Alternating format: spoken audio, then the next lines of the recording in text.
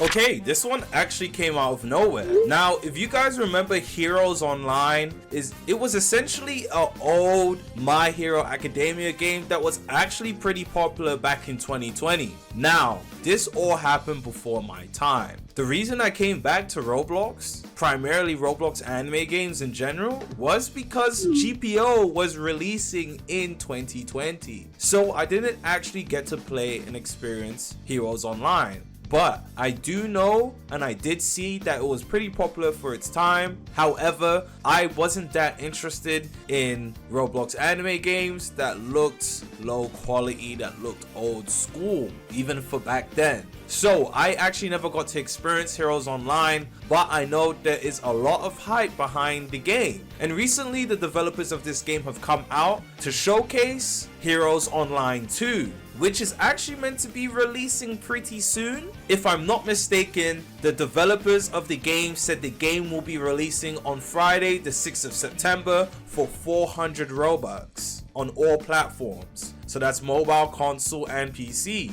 Now 400 Robux is a lot, especially for a game that kind of just reappeared out of nowhere essentially. But they do have a whole gameplay showcase showing off the game, the new version of the game. And we're going to be seeing, is Heroes Online gonna be worth it? Is Heroes Online any good? So let's honestly get straight into this. If you're new to the channel, hit the subscribe button, hit the like button, and let's find out, is Heroes Online 2 worth it? Alright, so we are on, I'm assuming this is the owner of the game or something along those lines.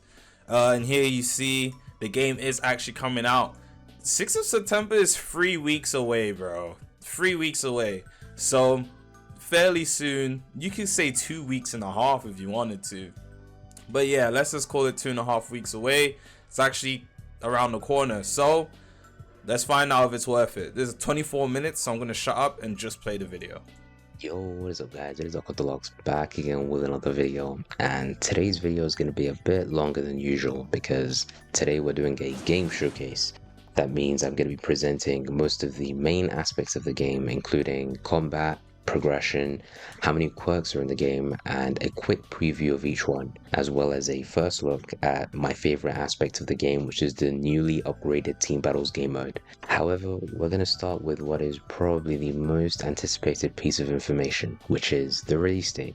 As some of you guys already know, we've been working on this game for just over a year now, but I'm happy to inform you that you won't have to wait much longer. Just over a year. I mean, that's a lot of time. Just over, that's a lot of time, but that's not a lot of time. As the game will be releasing on Friday the 6th of September as a paid access alpha that will then later transition to a beta in 2025 and eventually a free release similar to what happened with Heroes 1.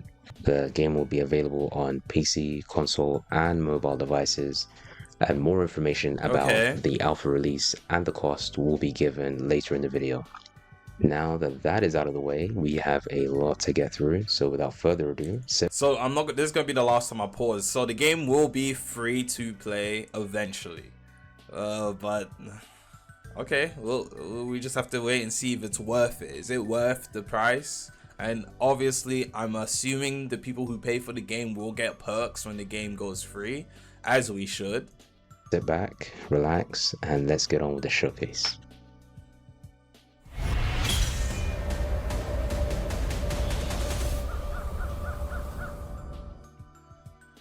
Base combat consists of a 5-hit combo, air combos, down slams, evasions, and the ability to perfect block your opponent's M1s. Okay, so they modernized the combat. Doesn't really do justice to what combat is actually like in-game, because quirks and weapon movesets can affect everything from how your dash looks, to your combat style, to even the type of jump that you use, not to mention the skills themselves. For example, the standard dash looks like this. The Knives moveset dash looks like this and has its own unique patterns, whereas the base quirkless aerial dash looks like this and is good for verticality. So, funny story, I haven't really played these other Roblox anime games much, so when I was creating the air combos, I didn't realize you were supposed to keep the players locked in place while they're in the air. It ended up being a mechanic that just lets you move around freely in the air when you do an air combo, and you could just do whatever you want. Okay, so for the combat, it does look like your standard true stun combo game, but there's a little bit of fluidity to it. You can see there's more aerial movement and it's not stiff, which may actually be a good thing. So, you know, fingers crossed there. It looks typical, what we're used to seeing, but it's not typical. It's a little bit different. So that there may be skill involved in this, or just get the most powerful Quirk in the game. So the term bandit beater gets thrown around a lot, but what does that really mean? A shovel? Is every game where there are NPCs to defeat a bandit beater? I think the real problem is repetitiveness, and that makes things not fun and boring. A shovel doesn't make things fun either. To level up and progress your character. First off, there are these one-time, non-repeatable quests, which may ask you to do a variety of things, and they'll normally guarantee a level up. Whilst there isn't any overarching story, there are mini stories you will play through and recurrent characters you will come across throughout your playtime. Be careful though, as some of these dialogue options you see will affect your rewards and your access to further missions. Oh, okay. So it's not linear. There's like kind of like a story to it. Your actions have consequences type. So you have to actually like be careful, like you have to read dialogue in this game, and that's actually a good thing. That's a good thing. I like that.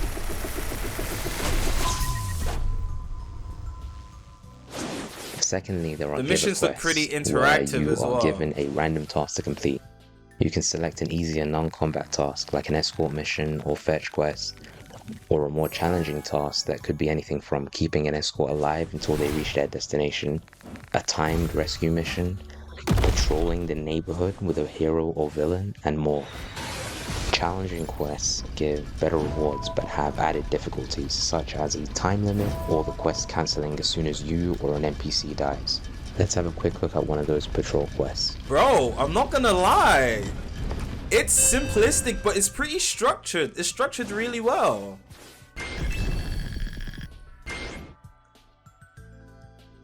I ain't gonna lie, making more than one slot would probably be annoying, but it's structured pretty well.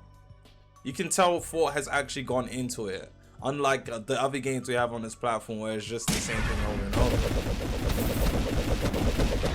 And then on the patrol quest you can get to actually like fight with the guy you're patrolling with. And look, he's actually dealing damage, so you don't have to do all the work. No, that's actually pretty like, because usually on patrol quests like Demon Hunter, the person you're patrolling with doesn't do anything. I wonder if he dies, does the mission end? Like he's not allowed to die?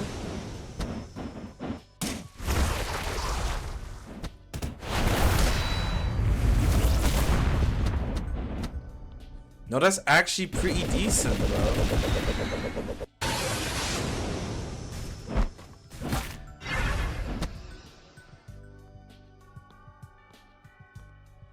It would have been cool. Like, imagine if this game had like deep woken art style and still had these mechanics. It would be like way better. But I'm not mad at this. This is pretty interesting, actually. I don't think it's gonna be like game changing in terms of what devs do, but like this and is repeatable quests. pretty interesting. There are events that start every 5 minutes. This can be either an event where you and your faction must defeat the boss within a limited time frame, or a PvP capture the point event where heroes fight villains for control over a specific area in the city. You say every 5 minutes? And time's running out, these events can become really intense, which adds to the fun in my opinion. Not to mention the rare event exclusive drops that you can try and get if you win. Let's have a look at one of those events in action.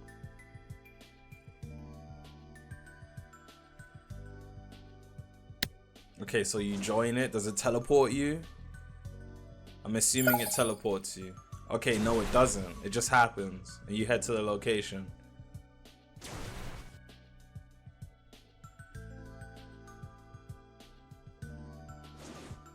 So you have time to get to the location. Oh, wait. Gravity looks pretty cool.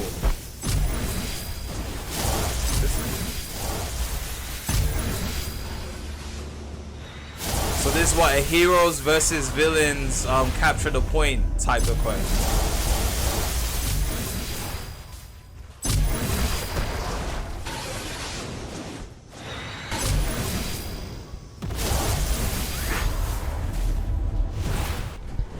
I'm definitely becoming a hero.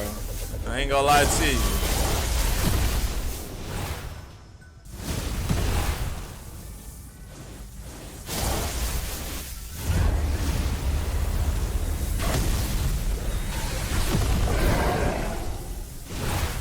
Hopefully the character customization is pretty cool. Like, I want it to be a bunch of accessories and support gears to make it look cool.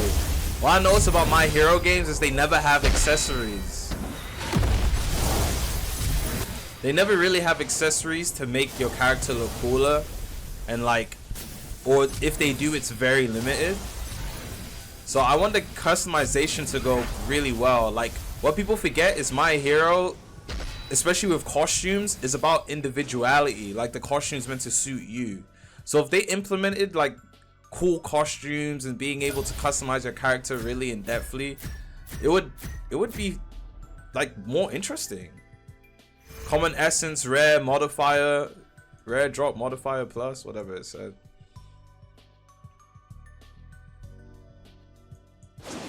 Fourth on the list is raids. These are longer missions that take about 5 to 10 minutes to complete and require a group to start. There's multiple versions, such as the hero exams and a villain raid on a police compound. Oh. They have varying objectives, as in the hero exams, you need to collect rescue points from either freeing hostages or defeating the robots. So you can actually beat the whole raid without defeating all the NPCs or beating the final boss.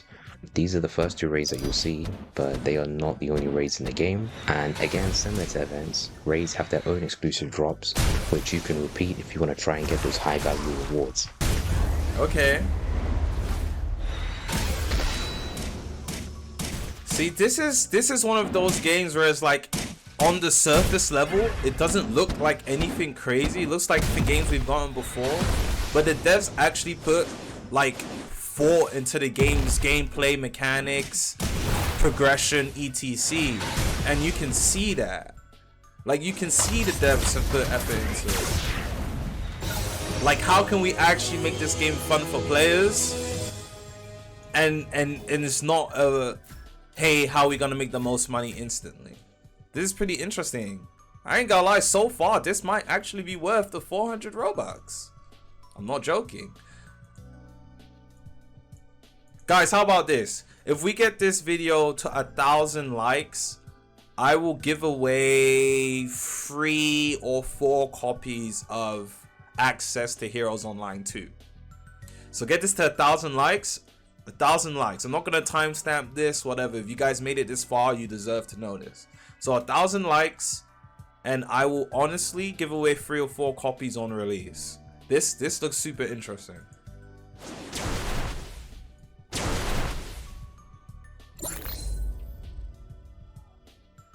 So I've mentioned 4 aspects of progression so far, and whilst there are smaller elements like completing achievements, crafting, and finding gear trophies, this is most of what you'll be doing in the main city. However, there is a game mode that leads us on to the next segment, which is arguably 50% of the game, and as I mentioned before, my favorite aspect. Of course, I'm talking about team battles. Bro, this is actually pretty interesting. I think this game needs more coverage. I think devs should look at this and, you know, take some inspiration.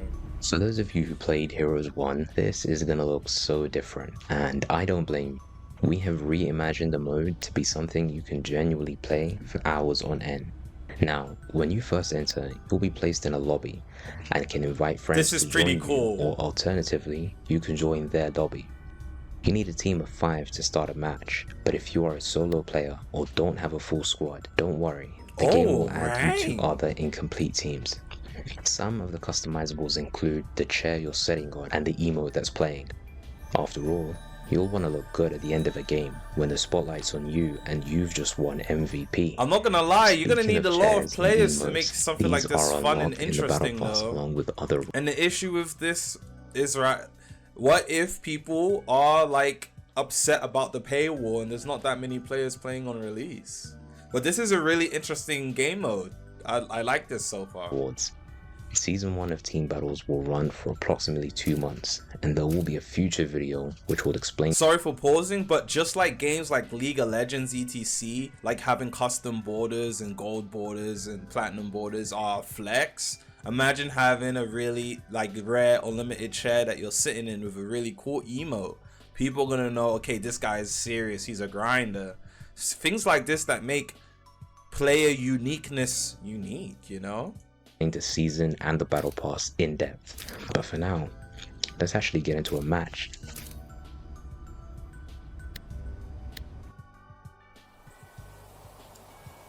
No, the devs really went, they're really cooking with this. I'm honestly impressed. I'm not even deriding, bro.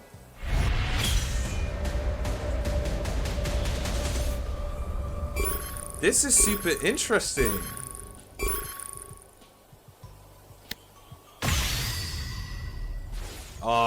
I hate Conquest though. Conquest game modes are so bad, bro. It's usually go to a point, hold the point, go to the other point. The point you just captured is now getting captured by the enemy team, so you have to run all the way back to the other point, and it's just that same rotation with sometimes mixed battles in between. I hate Conquest so much.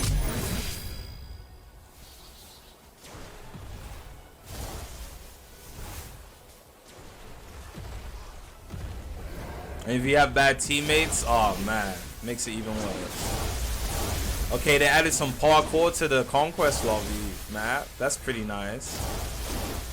There's different points with different perks, which is pretty good as well.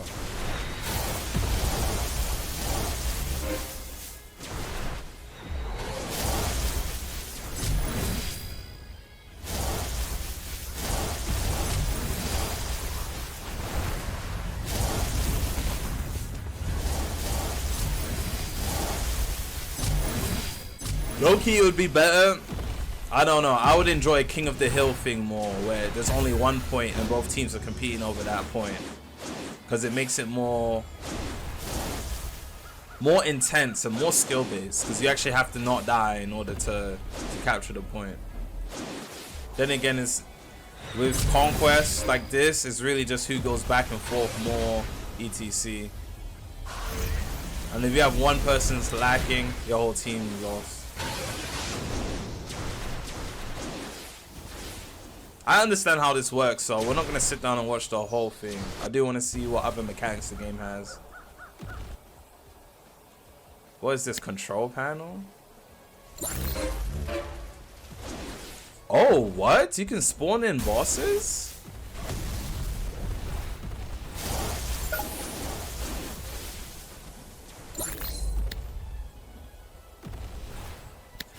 Oh, and they make it pretty slow so the enemy team can come interrupt you. Oh my gosh. There's small features like this. Pretty interesting. So going to other objectives is going to be very useful for you and your teammates. Get a damage dampener for the enemy team, you get mobility. They should make those random score points. And I'm assuming when you spawn in the boss, it focuses on the enemy team, other than you.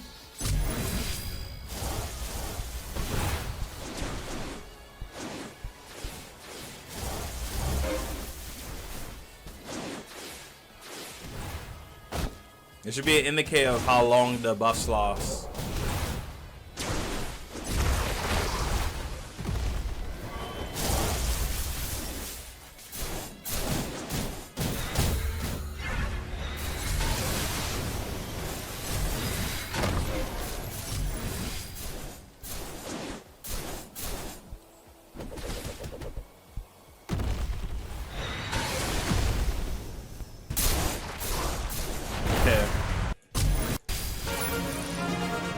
victory. Let's see what they get for this.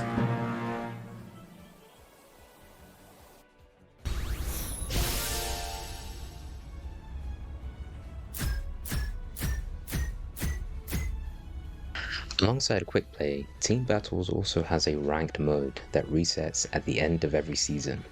When searching for a match, the game will try to select opponents that are close to your rank and level. Now, depending on your rank at the end of the season, you'll get a bundle of rewards that may include various modifiers and rare items, such as essences that are needed to upgrade skills and exclusive clothing. To explain what modifiers are, let's head to the next segment, which is all about quirks. Okay, this is what the people are here for. Should probably not name it Quirks that will be Quirks. available on release and a short preview of each one.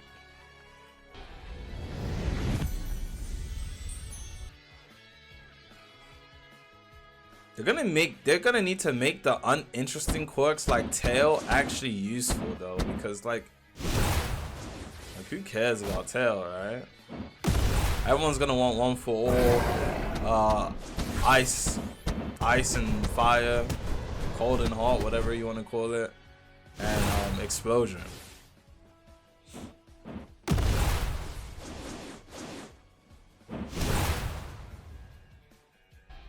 Guess it's good for PvP.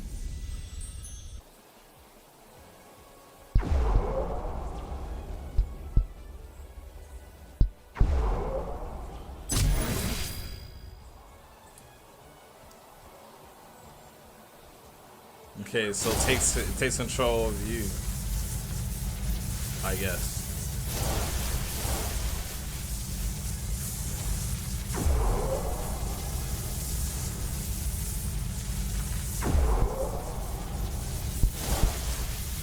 Make them go insane.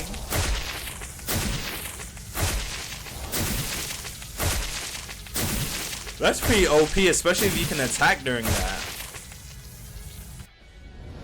It's actually pretty OP.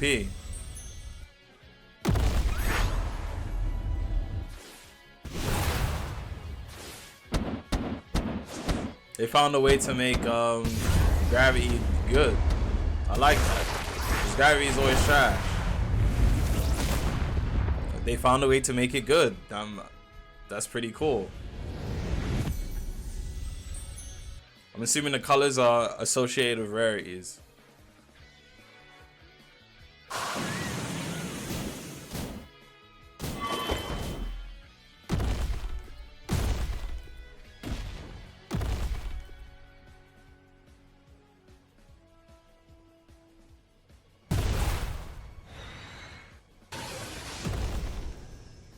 Is that a giant ability?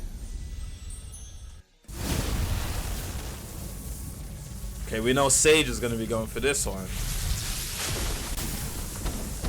Oh my gosh, Shock is already looking really good.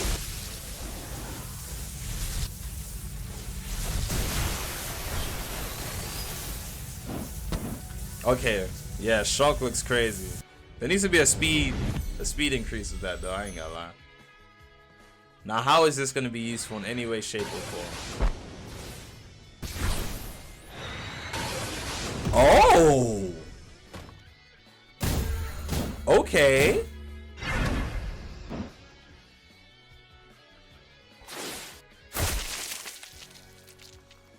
You take their quirk?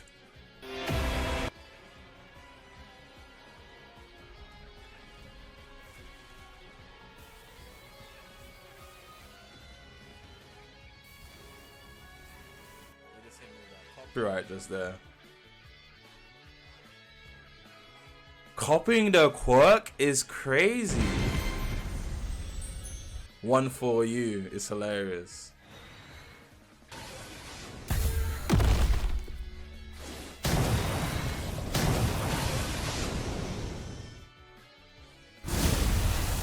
Wonder how much it's gonna cost to be able to unlock this, bro. Looks like there might be a slight damage increase. It's gonna be a 0.5%, bro. Oh my days, man.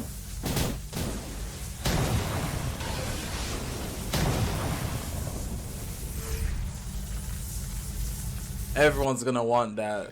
There are an additional 4 quirks, some completed and some currently in development, that will be released weekly after the game comes out. Weekly is pretty good. I'm surprised they didn't add half hot, half cold, and an explosion. Make sure you guys have something new to look forward to every week. Quirks are obtained through a spin system, similar to Heroes 1, but the method has changed.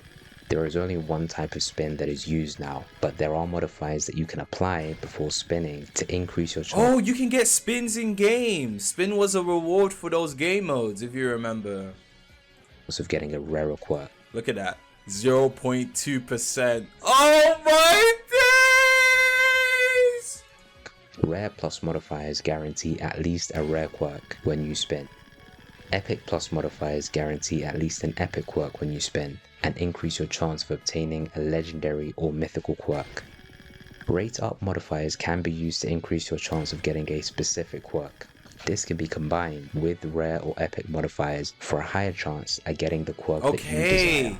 Alright, so the modifiers and spins we saw them win as rewards are useful because you can use that to actually obtain different quirks. So instead of paying Robux to get the quirk you want, you can actually grind a game and get the quirk you want through getting modifiers and rate ups and again spins. So free to play, well, it's not really going for free to play, but people who don't want to spend Robux on spins actually have a way of getting other quirks. Sound kind of complicated now, but as soon as you guys go in game, trust me, it will all make sense. I already understand how it works, to be honest. Rate up for all for you, and then you put the other modifiers on, and then you spin to try get it. You're gonna want to stack those, bro. I'm not gonna lie, the devs are cooking. The game will release as a paid access alpha and will cost 400 Robux to play.